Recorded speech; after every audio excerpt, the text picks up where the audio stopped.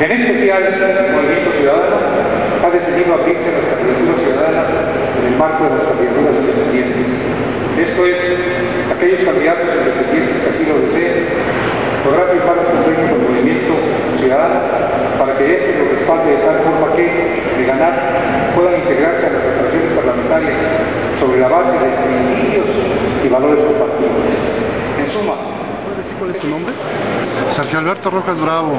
¿Me puedes decir cuál es la función o la actividad que vienen desenvolviendo en estos momentos?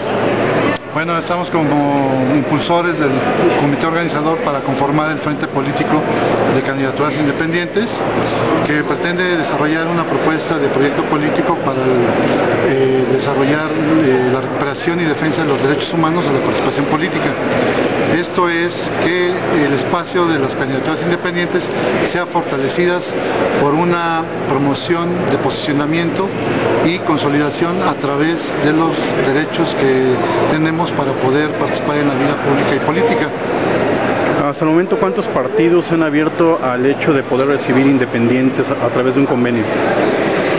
No es un objetivo primordial desarrollar algún convenio con los partidos políticos.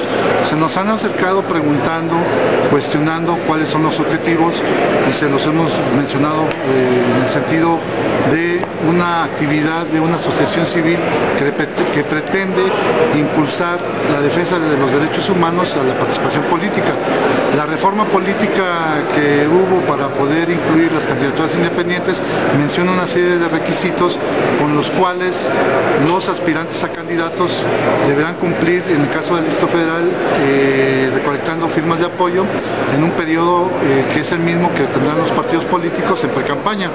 Esto es de enero 15 a febrero, y en ese periodo ellos encontrarán una serie de condicionamientos por la referencia que hay de que no cuentan con prerrogativas de recursos de gobierno para poder de alguna manera, bueno, no de gobierno, del INE, para poder ejercer su promoción.